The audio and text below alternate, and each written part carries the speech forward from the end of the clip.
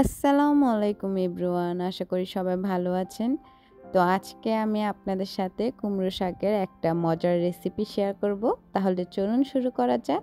তো এই যে এখানে শাকগুলোকে খুব ভালো মতো কেটে বেছে নেওয়া হয়েছে, আর সাথে কিছু আলুও কেটে নিলাম।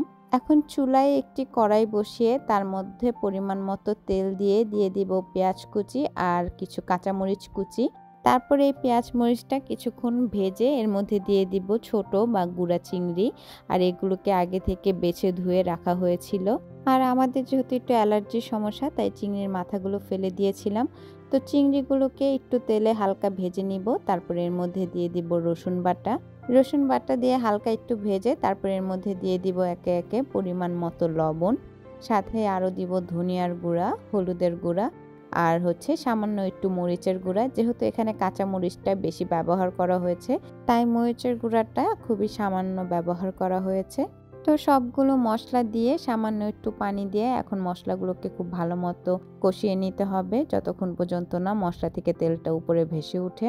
তো মশলাটা ভালো মতো কষানো হয়ে গেলে এখন এর মধ্যে দিয়ে দিব সেই কেটে রাখা কুমড়া শাক আর আলু, যেটা খুব ভালো মতো ধুয়ে পরিষ্কার করে নেওয়া হয়েছে। তো শাকগুলো দেওয়া হয়ে গেলে তারপরে এই সবগুলোকে ভালো মতো নেড়ে চেড়ে মশলার সাথে ভালো মতো মিশিয়ে নিতে হবে। তো মশলার সাথে ভালো মতো মেশানো হয়ে গেলে তারপরে একটা ঢাকনা দিয়ে এটাকে ঢেকে আরও কিছুক্ষণ কষিয়ে নিতে হবে। আর একটু পরপর কিন্তু এরকম ঢাকনা উঠিয়ে শাকটাকে নেড়ে চেড়ে দিতে হবে, না হলে নিচে দিয়ে লেগে যেতে পারে।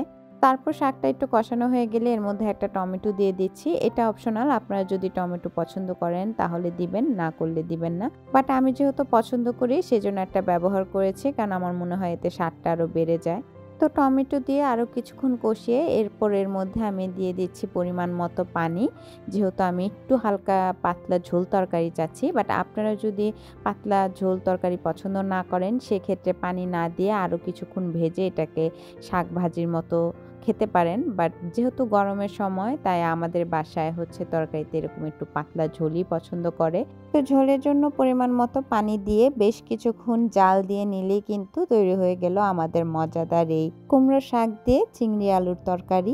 শাক ভাজি তো অনেক খেয়েছেন, এইভাবে একটু মাছ দিয়ে পাতলা ঝোলের তরকারি রান্না করে দেখতে পারেন। কথা দিচ্ছি খেতে বেশ দারুণ লাগবে।